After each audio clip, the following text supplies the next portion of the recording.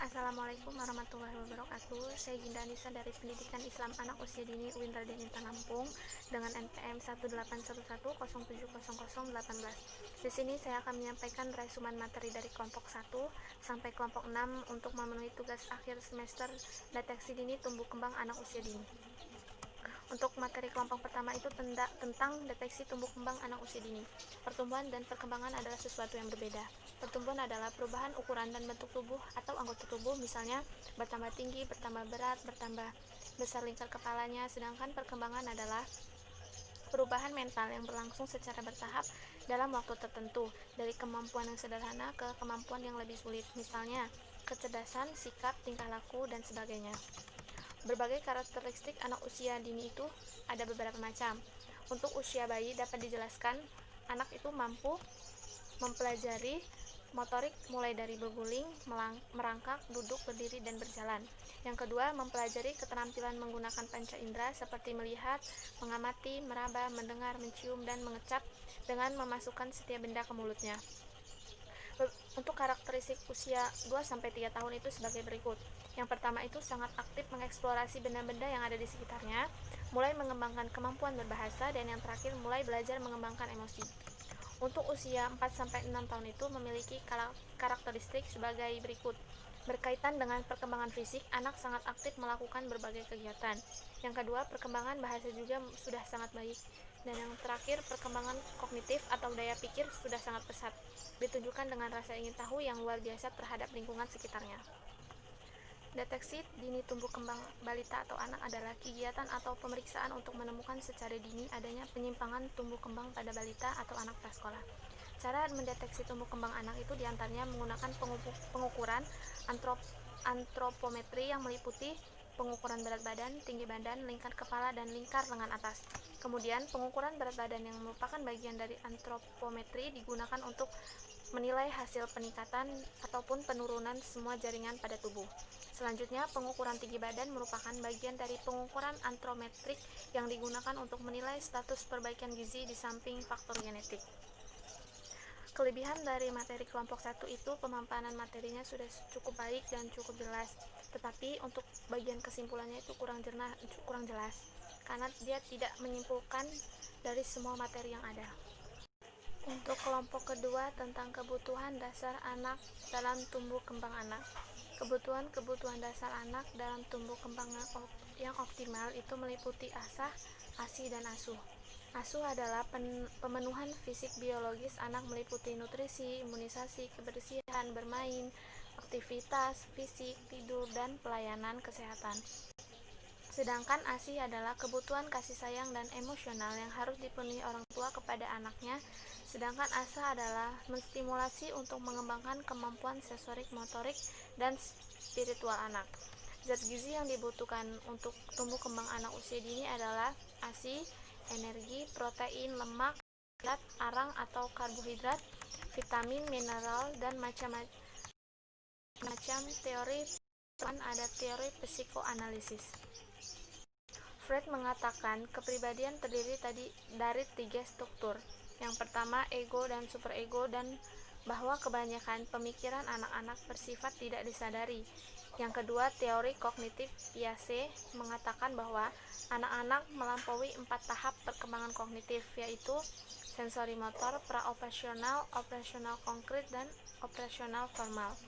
Yang keempat, teori perilaku dan belajar sosial behaviorisme menekankan bahwa kognisi tidak penting dalam memahami perilaku. Teori-teori perilaku dan belajar sosial behaviorisme menekankan bahwa kognisi tidak penting dalam memahami perilaku. Teori belajar sosial yang dikembangkan oleh Albert Bandura dan kawan-kawan menyatakan bahwa lingkungan adalah faktor yang penting yang mempengaruhi perilaku, tetapi proses-proses kognitif tidak kalah pentingnya. Keempat, teori etologis Konrad Lorenz adalah seorang pengembang penting teori etologi. Etologi adalah menekankan landasan biologis dan evolusioner perkembangan penanaman, dan periode penting merupakan konsep kunci. Yang terakhir, Teori ekologi atau teori etologis menempatkan tekanan yang kuat pada landasan perkembangan biologis berbeda dengan teori etologi. Uri Bronfenbrenner mengajukan suatu pandangan lingkungan yang kuat tentang perkembangan yang sedang menerima perhatian yang meningkat. Teori ekologi adalah panduan sosiokultural Bronfenbrenner tentang perkembangan yang terdiri dari 5 sistem lingkungan, mulai dari masukan interaksi langsung dengan gen-gen sosial yang berkembang baik hingga masukan kebudayaan yang berbasis luar. Untuk materi kelompok kedua ini, materinya sudah cukup baik dan cukup jelas, tetapi sumber dari materinya terlalu sedikit, sebaiknya lebih ditambahkan lagi.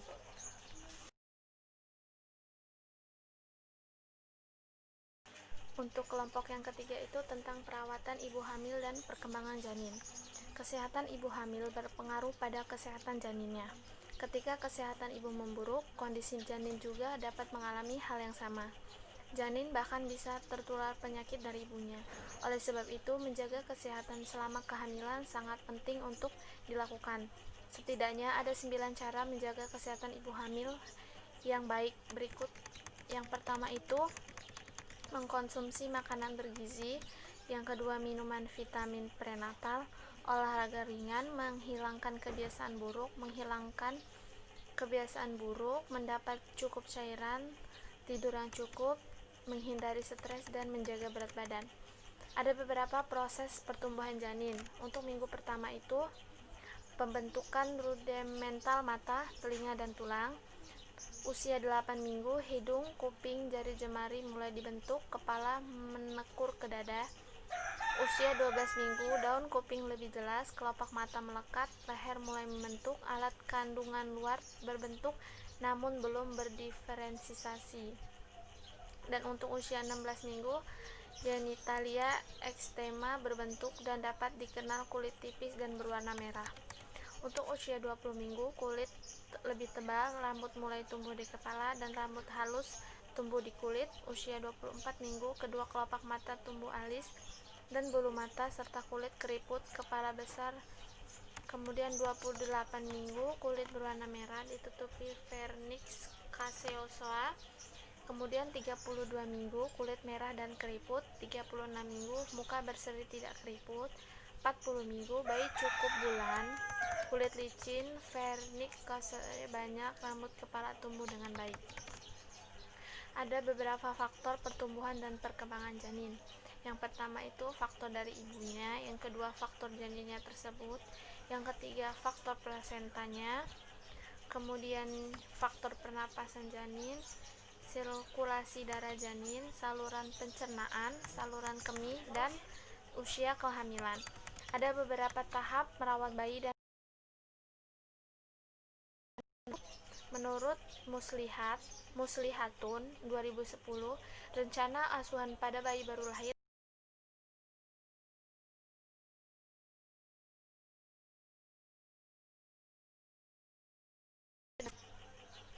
kemudian buang air kecil, tidur, kebersihan kulit, perawatan tali pusar, keamanan bayi, dan pemijatan bayi.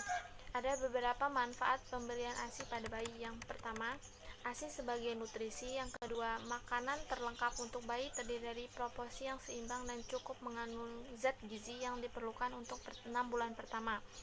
Kemudian mengandung antibodi yang melindungi terhadap penyakit terutama diare dan gangguan pernapasan.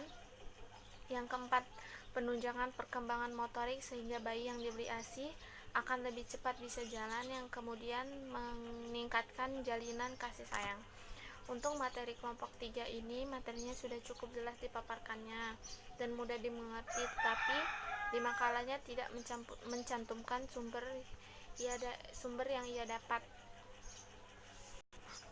Untuk materi kelompok 4 itu mengidentifikasi dan menguraikan deteksi dini perkembangan nilai agama, moral, sosial, emosional, kognitif, bahasa, dan motorik, serta seni.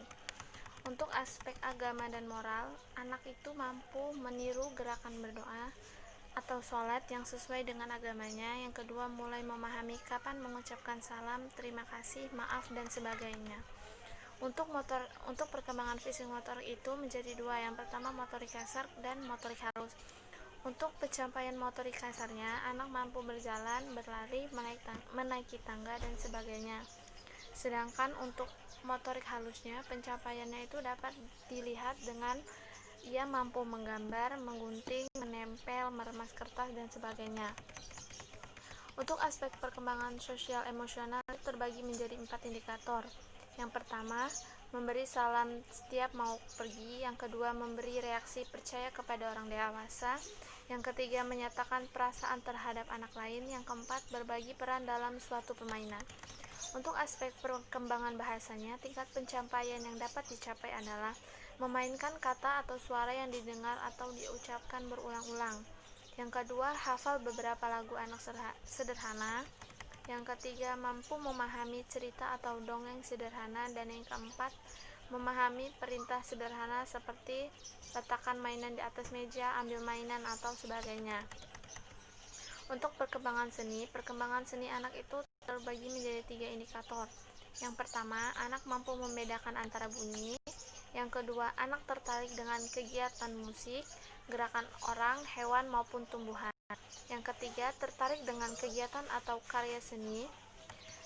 Nah, untuk kelebihan dan kekurangannya, kelebihannya materinya sudah cukup jelas, tetapi tidak menjelaskan terlebih dahulu tentang perkembangan tersebut.